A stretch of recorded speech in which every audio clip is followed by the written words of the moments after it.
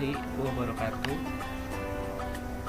Perkenalkan, saya Syabani dengan NIM 2505384 dari Prodi Pendidikan Ekonomi kelas B, angkatan 2020, Fakultas Pendidikan Ekonomi dan Bisnis, Universitas Pendidikan Indonesia.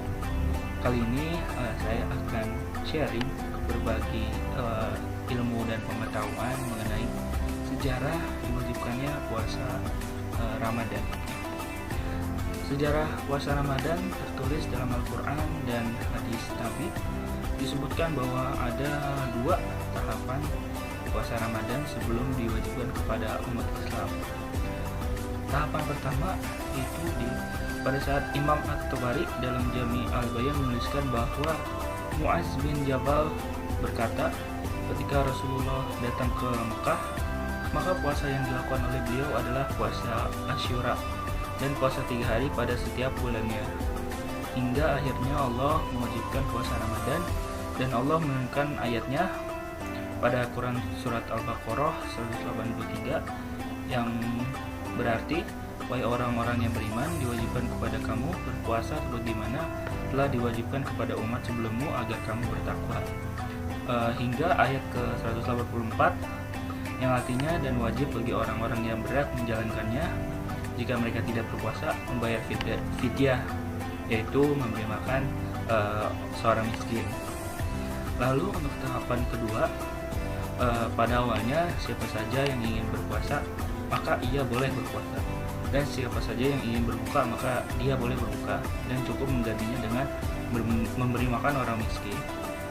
Namun pada akhirnya Allah mewajibkan kepada seluruh yang umat yang sehat dan tidak dalam perjalanan untuk berpuasa. Tidak ada pilihan untuk berbuka, dan untuk mereka yang sudah lanjut usia tetap diberikan keringanan, boleh berbuka dengan syarat tetap memberikan makan fakir miskin. Maka turunlah ayat di Quran surat Al-Baqarah ayat 185 yang artinya, barang siapa di antara kamu hadir di bulan itu, maka hendaklah ia berpuasa pada bulan itu. Al-Qurtubi menjelaskan bahwa Imam Al-Bukhari meriwayatkan dari Al-Bara bin Azib berkata bahwa pada awalnya para sahabat Rasulullah SAW ketika berpuasa tidak makan ketika ia tidur sebelum berbuka, hingga esoknya mereka lanjut berpuasa lagi tanpa makan.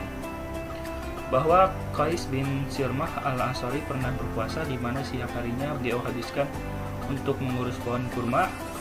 Ketika waktu berbuka sudah hampir tiba, ia datang pada istrinya seraya menanyakan apakah ada makanan. Namun istrinya menjawab tidak ada, tapi istrinya berusaha mencarikannya.